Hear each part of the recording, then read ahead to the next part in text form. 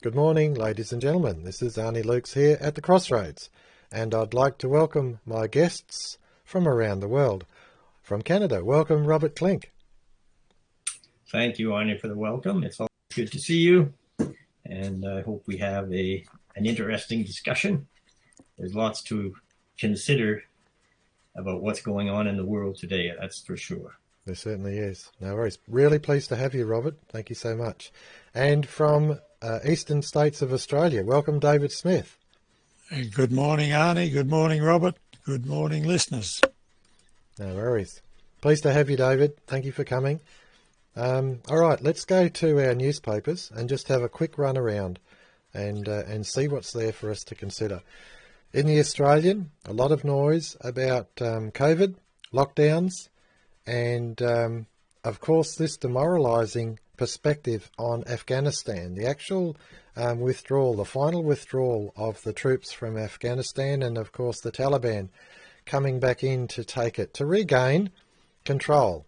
And bear in mind that before America and Australia and Western nations shifted into Afghanistan, the Russians had been there for, I think, about 18 or 20 years. And so the Taliban, they know the rules. The Afghanis, they know the rules. They know that other people want their land, and they just have to keep fighting to hold on to it. So that's what's going on. This bloke here I found interesting. He's essentially being presented as the anti-lockdown face in Australia. And when I saw that, and I thought, hang on a sec, I know a bloke who looks like that. And it's this bloke here. It's Chris Sky from Canada. Chris Sky is the face, the presented face, the sanitised face of the anti-lockdown protesters in Canada. And here we go, and I think, look at that, a similar modus operandi. I'm not saying they're linked. All I'm saying is that it's interesting that they just happen to be the same sort of personality in that muscly, tough, maybe tats, all that sort of stuff, and coloured hair. Okay, that's not the face of, in my view, that's not the face of the people who are opposed to what's going on with COVID. The face is on this forum. It's on the in the street, in the home, the normal Australian people, and not part of any roughneck, not part of any projected, if you like, activist, totalitarian right-wing extremists or anything like that, but the normal face of Australia. So we go to financial. There's amalgamations, mergers. BHP and Woodside is going to directing towards merging as one oil giant, perhaps one of the 11 biggest in the world. And again, a bit of noise about COVID in New Zealand. Epoch Times, again, it's Afghanistan. Really a lot of noise about that. And there it is again, the depiction of it. I find this interesting because I say interesting because what you've got there is you've got the image of failure, the representation of folly, if you like, of 20 years of blood, sweat and tears by our loyal service people, going into foreign lands, coming back broken, bruised, or not coming back at all. And there it is, the futility of that 20 years worth of escapade. And of course, if you go to websites like antiwar.com, which was run by Justin Raimondo, I think his name was, antiwar.com, you'll find that the Afghanistan campaign was always about oil. It was about Caspian Sea oil. It was about building pipelines through Afghanistan and monopolising that, if you like, that exploitation of that oil and natural gas. And of course there were huge mega corporation interests. Those interests are above nation states, and those were being represented by, if you like, multinational troop deployment to Afghanistan to protect those pipelines. And obviously there are alternative arrangements now to continue exploiting that oil, and those alternative arrangements have proved themselves reliable. So okay, who cares? Let's get out of Afghanistan, let the country fall back into the hands of the Taliban, who've been resisting the occupation of that nation for more than 20 years. It was before the Americans, probably 15 to 18, or even more years before that against the Soviets. Interesting. Who's supplying the weapons to them now? I mean, they certainly can't be manufacturing them themselves, and who's paying for them? All these sorts of questions are something that needs to be asked in order to really understand what is behind these chess moves across the world. Anyway, they're my thoughts, my opening thoughts, and I'd be interested to hear your thoughts, please, Robert Klinck. Well, you mentioned Chris Sky. He's a Canadian. He's very visible. He's very vocal. He strikes me as being a kind of demagogue. And you wonder, when people like that emerge out of nowhere, who is actually putting them forward. And there's such a history of these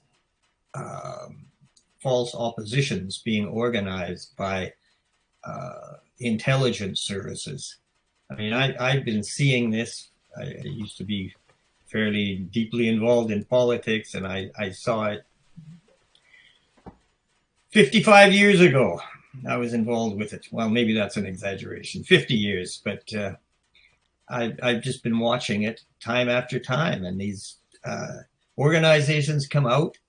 They're usually labeled as far-right extremists, and they attract a lot of criticism and bad reputation. And then often it turns out that they were actually financed and created by intelligence services. This is a very strange thing, because you are led to believe, or you're told, that intelligence services are all about national security, but they seem to be more about manipulating public perception and psychology than they are about genuine efforts to keep the country secure. I mean, we've seen this with the transfer of Western technology to countries that have taken over the productivity of the world. I mean, it's irrational to be doing this. This certainly has nothing to do with national security. When China is manufacturing everything for everybody in the world is quite dependent on China, aren't they? So a very, oh, rats, a second. Oh, Wally, my brother.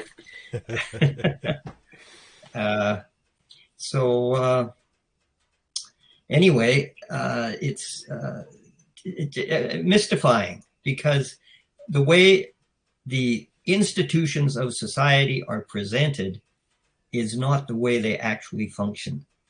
And it's, I think it's a fact that all these security institutions are primarily the agents of the financial powers, and that they are taking orders from them rather than taking orders from governments. I mean, governments are pretty well taking orders from financial powers too, but they're certainly not taking orders from the population, and they don't seem to be taking the interests of the population into account very much either. So this business of coming up with controlled opposition or radical spokesman who can sort of discredit an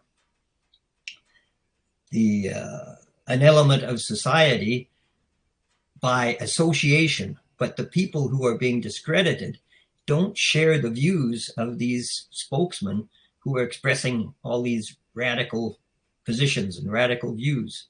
But it seems as if it's just a standard policy, and it's been going on for a long time, and it's always to associate opposition to government policy with something called, designated as the extreme right, whereas they're just people who prefer to be left alone and would rather their country weren't transformed by all kinds of radical socialist policies. Yeah, excellent opening salvo. Thank you so much for that, Robert. I really appreciate the comparison, if you like, between what's going on today and watching someone like this new bloke in Australia coming out similar to Chris Sky as controlled opposition and if you like, represented or presented as the voice of dissent against lockdown. So of course there's a if you like an ostracising, if you like, a grouping and saying, well, I don't have dyed hair, I don't have tattoos, I don't look like a whatever, right? I'm a senior person, I've got grey hair, I'm actually thinking about this whole thing, and I'm not satisfied at all with what's actually going on, what the government is doing. And we've got to consider the imposition of this medical tyranny. And we've got to go back to, if you like, modern history, 1933 Germany. 1933 Germany. Use it as a, if you like, as a prototype, as a template, and have a look at the cartels that were behind the establishment of the fledgling Nazi Party. It didn't exist before 1933. And here it was, these cartels, these chemical cartels, money and media came in behind and promoted them at a national level of propaganda. And the establishment of it was only just over the line, but it was sufficient with the momentum of the propaganda and, of course, the cartel, the financial support coming from mostly United States. United States. I wrote about it, that the actual establishment of the Nazi government in Germany, 1930s, was financed, technologically developed, and of course the industry and the propaganda, most of it originated from United States. Anyway, interested in your thoughts, please, David Smith.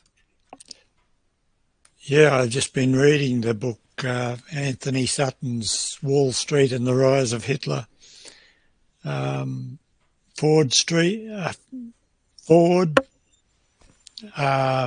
the big corporation, Ford. Henry Ford, yeah. Henry Ford and General Electric were two of the bigger players that built up pre-war Germany. Not only built it up, but built it up in collaboration with the military side of Germany.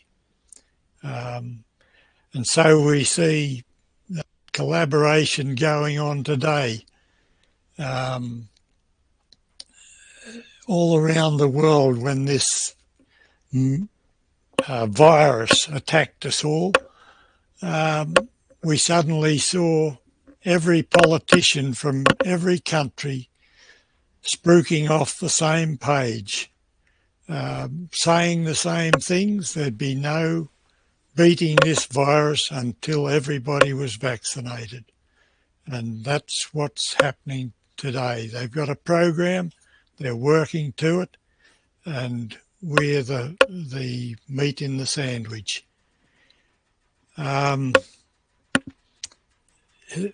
We're being divided one at a time.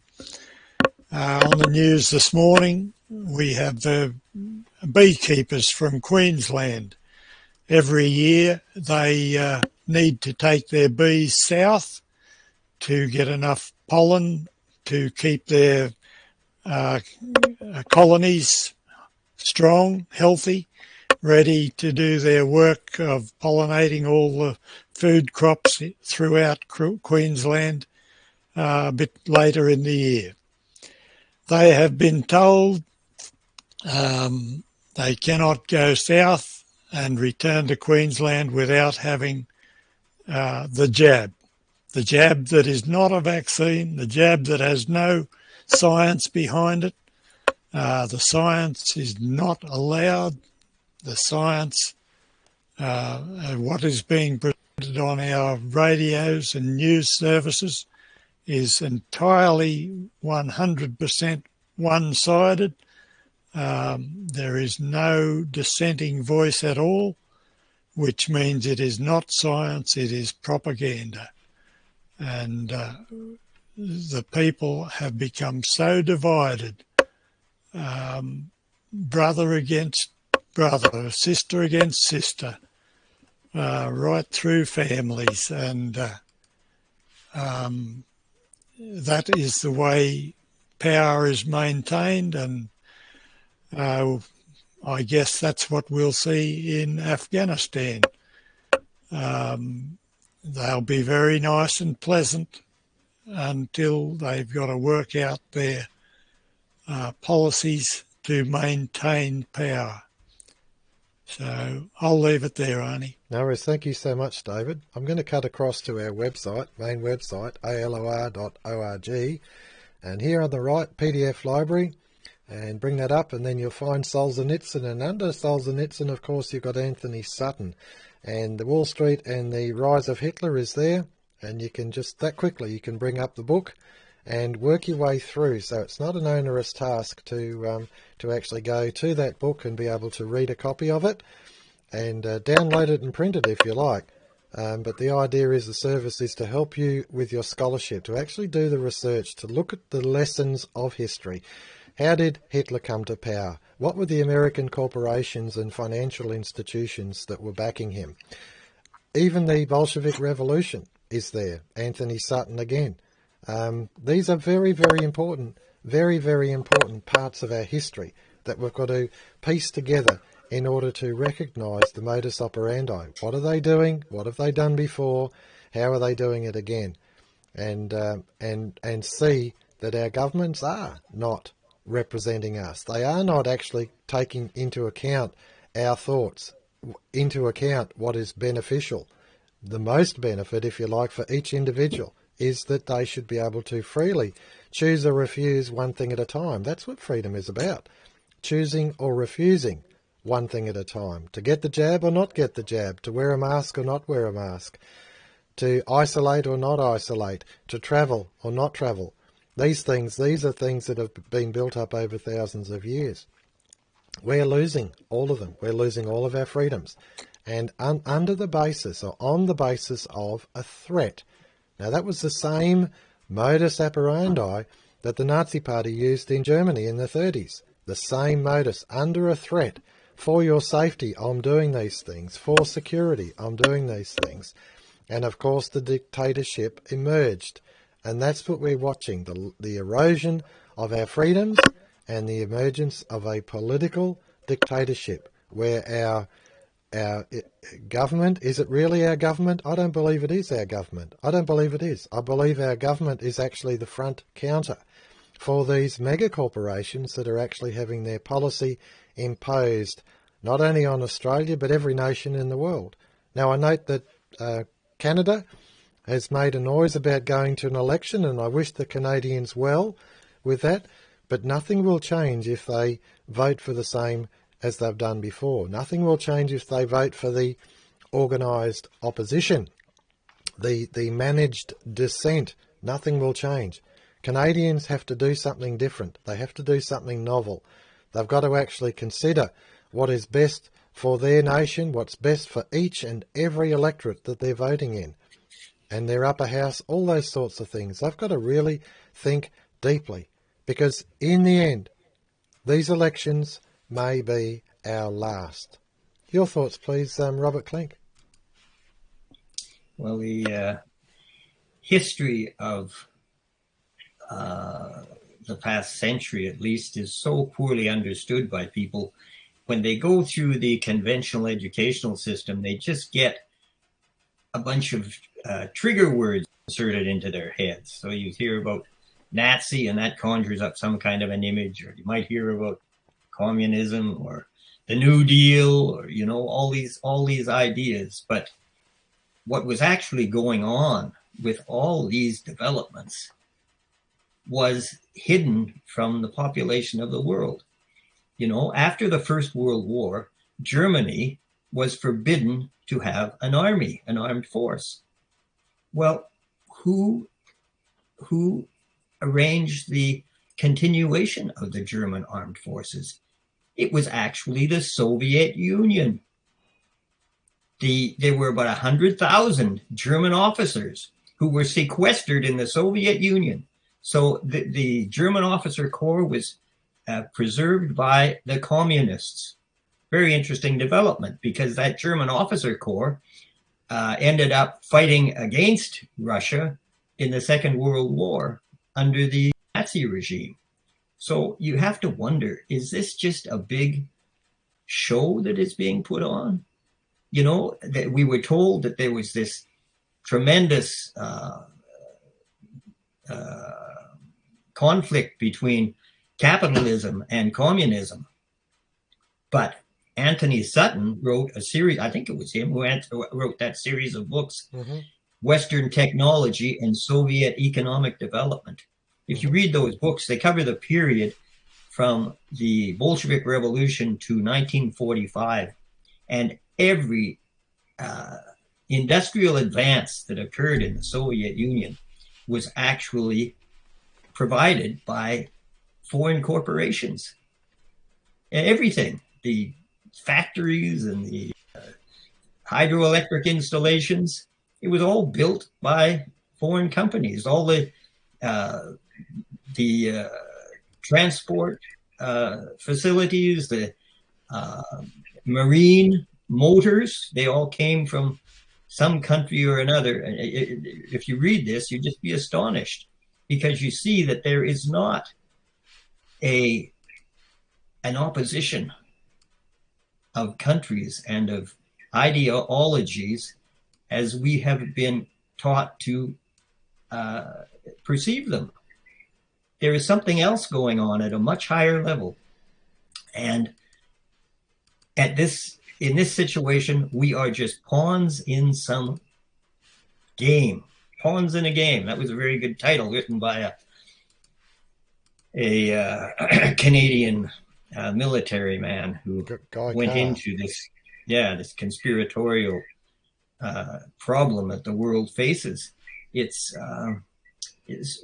so true. I mean, when you think that the Soviet Union was protecting the German army, and the Americans and the Danes and the French and the British were supplying the Soviet Union with all this technology that enabled it to have some measure of success. In the Second World War, the Americans sent mountains of military equipment to the Soviet Union. You know, I think maybe tens of thousands of airplanes, everything under the sun, to enable the Soviet Union to prosecute the war effort on the Eastern Front. You know, what in the world is going on? It's a very, very strange situation.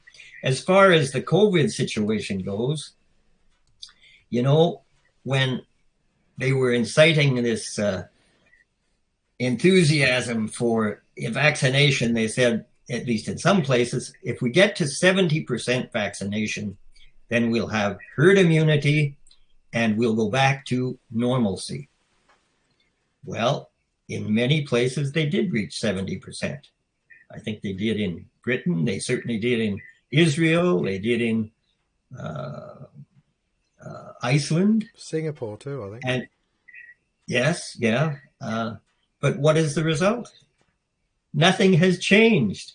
And now they say they have to get everybody vaccinated. So this business of the 70% was just a psychological ploy to get desperate people whose lives had been taken away from them to cooperate with a program that they were promised would get them out of their predicament. But when they get to that level, you know, they're continuing with their vaccinations. That now they're saying everybody has to be vaccinated. Little children have to be vaccinated, although little children have just not been affected by COVID at all, really. It's totally inappropriate to be suggesting that they would benefit in any way from being vaccinated. And we know now, with the statistics on adverse reactions from these vaccines, that they are actually dangerous. They're particularly dangerous because they cause myocarditis and many other problems. And you're going to take perfectly healthy little kids, you're going to inject this stuff into their systems, you're going to injure some of them, you will certainly kill some of them. And they started out as perfectly happy children. I mean, it's astonishing, but they just persist and persist with this insistence that everybody has to take this vaccine. And you've got to wonder why are they insisting on this in that way? I think it's very sinister. And it is, as David said, resulting in a bifurcation of society. I mean, you've got half the population angry at the other half, and there's just no reconciliation possible. You've got people who are terrified that they're going to get COVID, and the other half of the population thinks it's a scam, and there's no real threat from the alleged virus. And so they've got a perfect dialectical situation set up there, and they can play it for all it's worth and destroy every society on the planet, because people are just going to be so hostile toward the people who don't have their perspective on this thing. It's also dangerous because you can have people, I don't know, beating others up because they feel so threatened by the refusal, for example, to get vaccinated by large numbers of people. But this is just another dialectical division they insert into society. You know, they've had the class divisions, they've had the race divisions, and now they've got this one, which has turned out to be a real dandy. And people have to wake up and realize that they're just being played for fools. They're just being played along. It's, you know, a lot of people do understand that, but we need more to perceive the reality of these things and to stop assuming that their governments are benevolent, because we have seen over the last year and a half that they are anything but benevolent. They are dishonest, and they are introducing so-called medical measures into society that are causing immense harm to many, many individuals. Yeah, thank you so much for that, Robert. I'm going to cut across to the website PDF library again. Anthony Sutton, and there it is there, Western Technology and Soviet Economic Development. He's recorded it 1917 to 1930. He's recorded it there so that it's available for your research, for an opportunity for you to actually go through recorded history and see what these corporations, these mega corporations, have actually been doing to us as the free people. They've been playing us, as you said, Robert, they've been playing us for fools. Now, we've happened to found Wally Klinck here, and so I'm going to, hopefully, Wally, you can pick up the floor and give us your thoughts on the events that are transpiring today. Well, as you know, I've missed a good section of your program presentation today, but it's true, it's a psyop. It's a psyop. And these people have learned through a long experience that it is possible to, you don't need guns, you don't need weapons of a physical nature. All you need to do is penetrate the human mind, the unsophisticated human mind that is vulnerable to propaganda. And you can then turn people against each other, and you can enlist them in projects which are of your design and which have no benefit for the people who are being enlisted. It's a very, very dangerous thing, and a very, very calamitous thing, and a very sad thing, that people can be so easily manipulated. Now, not all people are, but the trouble is they have sufficient body of people who are compliant and complacent, and they are simply susceptible to this type of. It's altogether too much like the witch doctors in Africa, the witch doctors were able to literally control the minds of people to the point, actually, where they could even kill them. So, and this has eventuated because of the concerted efforts over a long period of time to control the thinking of ordinary people. It's quite possible it's frighteningly possible to control people's minds and to elicit from them the types of behavior that you desire for the implementation of your own policies and the strength of your own. It's just incredible. People seem almost to have a desire to be misled. I think they may feel so thoroughly helpless that they almost beg for someone to come along and lead them. Yeah. Yeah, so very, very important to recognise that it's that slavery can be something that actually people want to. They actually want to be slaves. They don't actually have the resolve within themselves to be free people and to pursue freedom themselves, to make their own decisions. Your thoughts, please, David Smith. Oh, I'll come back to a point you made about Canadian elections and elections coming up, and will they be our last? It's all up to us, really, whether we allow it. But some time back, I don't know which election it was, but Arnis group of people and that I've been associated with, the League of Rights, for many years, put forward the proposal of put the sitting member last as being the only way to circumvent the control that two parties have over our political system. They are a system of Tweedledum and Tweedledee.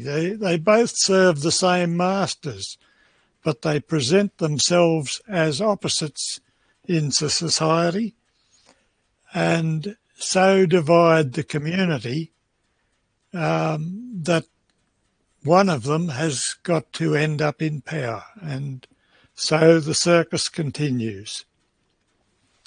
The circuit breaker is, unless you've got a very exceptional member that is speaking out for the people against our government, is to put the sitting member completely last. There always are other independent or small group party MPs, would-bes, that you can vote for. It is an idea worth considering and pursuing as the only way of beating this stranglehold that they have on there. One other thing to pick up on, you spoke of Israel. There was a doctor from Israel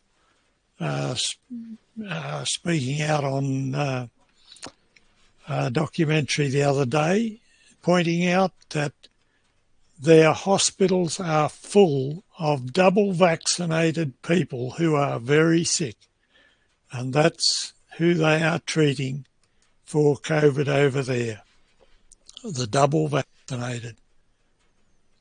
Now, I'm going to have to leave you there, Arnie, so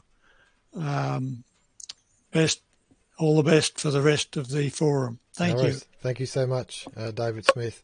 I'm going to cut across to our website again, the PDF library. There it is, up there on the right.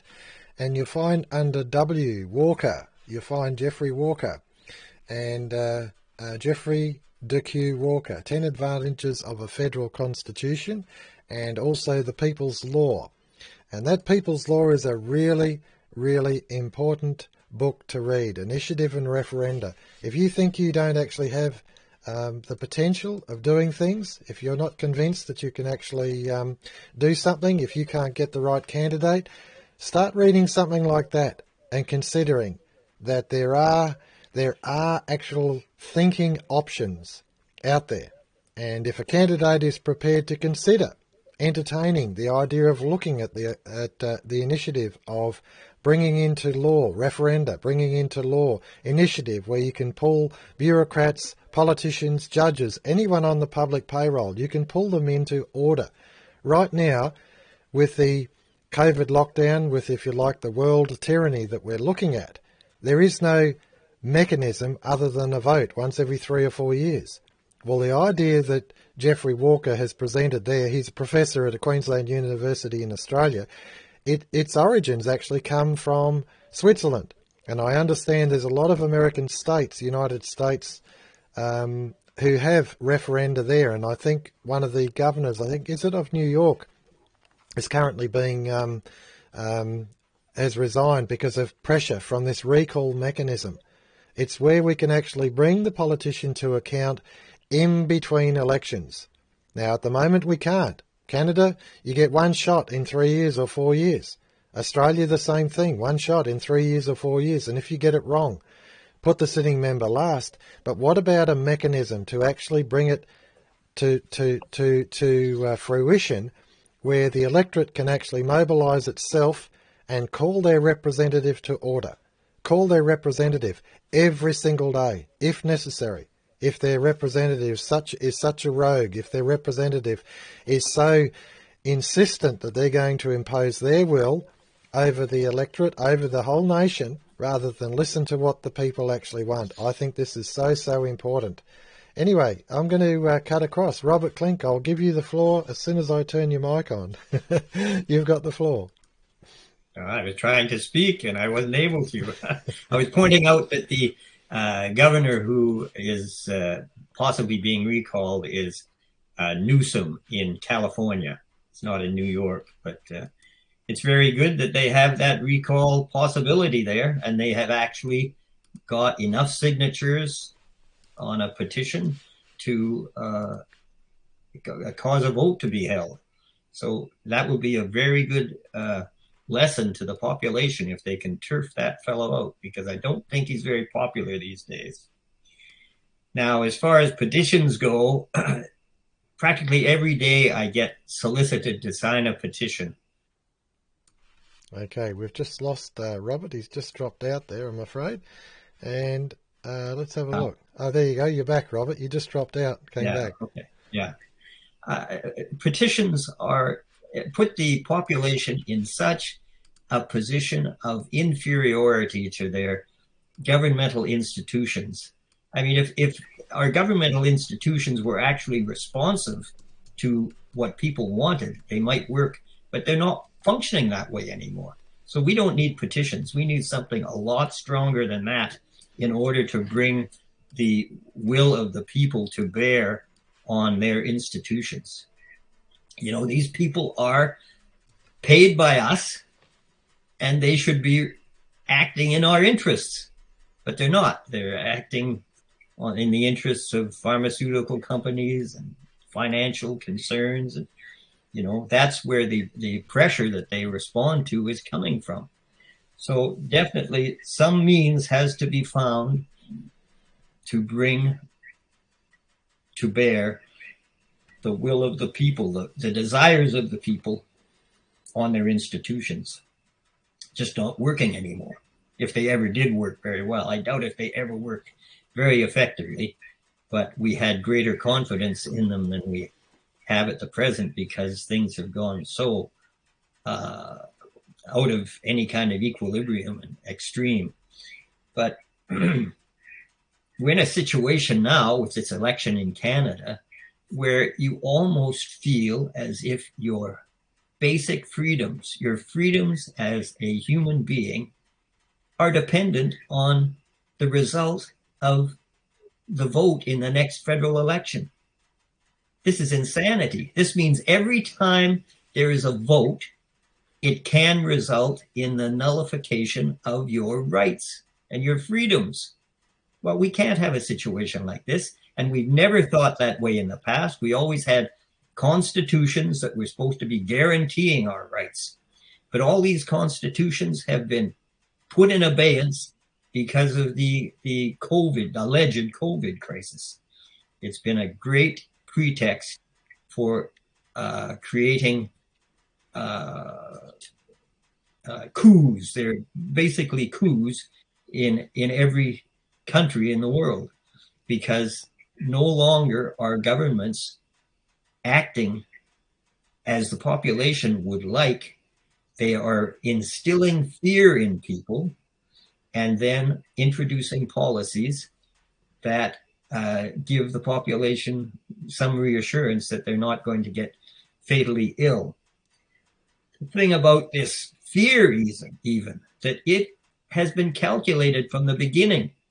There's a behavioral psychology agency in the British government, and as soon as this COVID crisis developed, they came out with a paper that was discussing how the fear level could be maximized in order to get people to cooperate with whatever the health agency would be proposing for this COVID crisis. So right off the bat, they were planning to falsify the representation of this to the population. It was planned to scare people with it. And I mean, this has been a standard technique of every person aspiring to take over, absolute control of society from the beginning of time. The Nazis had the Reichstag fire, and after that, they were able to arrest all sorts of alleged threats to the state. That's how they consolidated their power. And this COVID crisis is just being used as a way of all these politicians to consolidate their power. Another very interesting thing that was expressed in that paper where they were discussing elevating the fear level in society was that they were saying we would do this through the media. This is a government agency saying that it would pursue this policy through the media. Well, what does this say about the relationship between government and media? It really suggests that the media are subordinate and more or less enslaved to the government, doesn't it? And this is something that we have never thought was the case in the past. The media was a check on government, but now the media is just a servant and furtherer of the interests of government. It's a total departure from the way we always thought that things worked. Fortunately, it's reality. So it's probably been this way for a long time. People just didn't perceive it.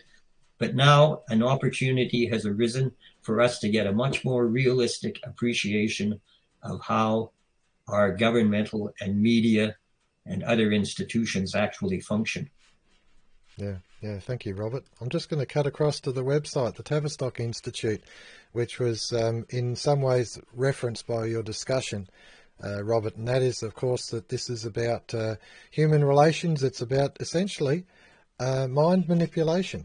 We've really got to consider what's actually going on with us, and the decisions that we make, the choices that we make, are they our own? Are they really our own? I remember reading of, if you like, the statistics about vaccinations and the introduction of vaccines, and how prior to the introduction was the introduction of sewage in Australia. And of course, with clean water and sewage came a lot of reduction in disease. And it was after that that we then had vaccines come in. So the actual diseases were already well on the way down, well on the way down. Childhood diseases were well on the way down before vaccines were even thought of, or even brought into the a method of manipulation, if you like. And I use that word deliberately, because right now the COVID, what is COVID? COVID is a marketing strategy to lock people in isolation so that they can't communicate, so they can't talk. Marketing so that you wear a mask, so that if you like, a lot of your facial expressions are limited. A lot of your facial expressions, if you actually concentrate, if you are a left hemisphere type person, you look at the mouth more than you look at the eyes. You look at the mouth. So if the mouth is covered, a lot of understanding between one person and another is quite limited. And then, of course, you've got the PCR test. Who actually benefits by millions? I looked at the numbers in Australia, the many, many millions of tests that are being done. Who actually markets that PCR test, and who makes the profit from it? Is it the same people who happen to actually market the masks? And is it the same people who happen to actually market the injections, the mRNA injections? And if the mRNA injections are what is being depicted out there, then they are actually going to compromise your immune system so that you will have to go back again and again and again to these same original sources to get further products from them. It's the ideal, the perfect marketing strategy. The perfect marketing strategy. It really is so sinister. It is so sinister. You've got to take a step back and think, what happened to 1933 Germany? What did happen? What did happen? How could those people, how could they accept a dictator? How could they accept complete totalitarianism over their lives willingly? Now let's be serious about it. When Germany went into Austria, they crossed the border, the troops went in. What did the Austrian people do? They celebrated. Hundreds of thousands of Austrian people were on the streets waving the flags and celebrating that Germany had come in because of their particular situation, and they saw that regime as being the saviour, when in actual fact it was a dictatorship. They had lost all their freedoms to choose or refuse. All those sorts of things were actually deconstructed. And so it really, really is important for us to think about what happened in that 1933 Germany. And is that the same modus operandi happening to us right now? I'm of the view that it is. If you read Anthony Sutton, if you read what he's written, you'll see that these same mega corporations or cartels were in there doing all of this, the same programming, the same propaganda. They were in there doing that. The same financial institutions, almost the same names of the financial institutions, are still going strong, and they're actually sponsoring every single government that abides by the COVID narrative. And if you happen to be in a nation where you're not, then your loans are under threat. Your loans are under threat.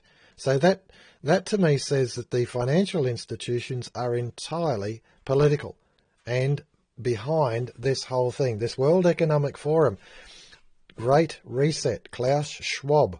I read just this week, Klaus Schwab is if you like, the forever director of the World Economic Forum, and any future directors from the World Economic Forum have to come from Klaus Schwab's family, his own family. It's a closed shop.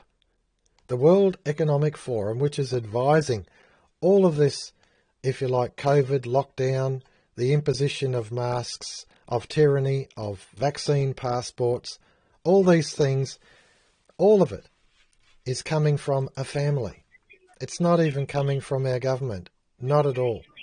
So in regard to Canadian election, I honestly believe we're looking at our last unless we choose to do something completely different and novel. And that's why I recommend the People's Law as a point of consideration, as the first point of consideration. If you are able to download it show it to the potential candidates, see what they think, and if there is an outstanding candidate who's prepared to endorse it, who's prepared to run with it, who's prepared to do everything possible, then there's a chance. There's a chance. I thought of it the other day. I'm going to lean back and sort of take that position of what do I actually think of how could one politician make a difference? Well, I believe one politician with a big heart can make a difference. In Australia, in our state, if one politician immediately resigned from the party and insisted resigning from the parliament and insisted that they re-stand for election based on one thing, the people's law. Give the people a chance to have a say. One politician with a big heart. Solzhenitsyn said that. I think it was in Live Not by Lies, in that paper that he gave. He wrote that paper the night before he was exiled. He was either going to be executed or exiled, and he thought, this is my last word. What have I got to say? And he referred to the strong beating heart of the Czechs who were stood against the tanks. And that's what I'm suggesting, ladies and gentlemen.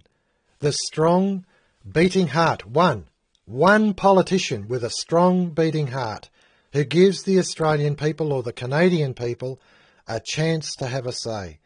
Immediately resign from the party, resign from the parliament, and then stand for election on that one issue. One issue. The people have a right to have a say to restore our ancient freedoms. Your thoughts and closing comments, please, Robert Klinck. Well, it's a great idea, Arnie. You have to find the man, of course. And or woman. Normally, or woman, yes, of course. Some of the women are stronger than most of the men you see these days. But there are all sorts of constraints and pressures that are put on politicians. Some of them seem to achieve some kind of independence, but there's always this problem that there has to be an opposition, and therefore often the opposition is artificially constructed, and it turns out in the long run that it wasn't an opposition at all. It was just the appearance of one. So, however, if you get somebody to do something like that, it will spread the idea of a regeneration of our constitutions.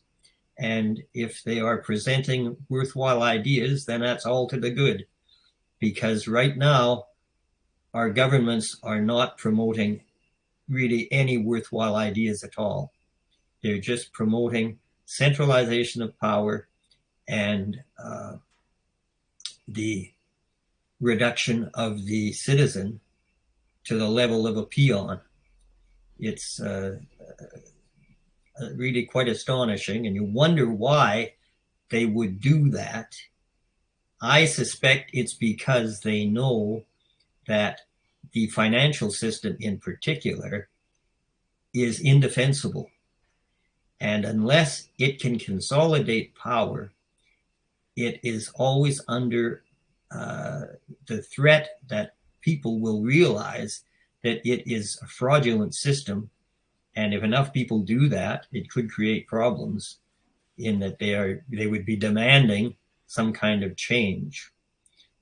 So that, I think, is the only real rationale I can see for the desire to reduce people to total dependence on the state and to a situation of no economic independence whatsoever, which certainly seems to be an element of the COVID crisis and the Great Reset that had been posited by Klaus Schwab and his associates, the Davos group. So we certainly need regeneration.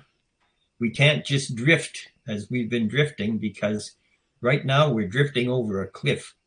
And as you say, Arnie, we might have a hard time scaling it once we fall into the bottom. Could be a long time coming. And if they get this surveillance state in effect, particularly their surveillance state that ties the human being into artificial intelligence, there might be no coming back at all. We'll enter a new era of human society, which will have the humanity stripped out of it. A really terrifying thought. So I agree with you, Arnie. We have to do something about this situation, and clarifying people's understanding of the attack they're under is an important component of that action. No worries. Thank you so much, Robert. I'm going to do just a final run around of our principal websites and just give you a, if you like, a summary of what we've looked at today. So the Tavistock Institute is a human resource public relations institute, and essentially about conditioning people's thinking. And no doubt they have a very strong presence in our political realms. I know that the Victorian government is all over having a, if you like, manipulating public opinion, and they pay big money for it. So the Taliban, yes, it's about demoralising the West, if you like. That here it is, 20 years worth of campaign, many lost lives, billions, and there it is. What have we achieved in the long term? No gain, no real gain whatsoever. And the Taliban are back in, and of course the Afghani people are fleeing in their thousands, and even to the point of climbing on into the undercarriage of planes, and of course to their imminent death. Quite frustrating. So yes, these depictions are really, really important. Coming back to our website, Geoffrey DeQ Walker, Initiative and Referenda, the People's Law, and of course he's also got the, where is it, Walker, 10 Advantages of a Federal Constitution. Very, very important. Anthony Sutton is also in that grouping.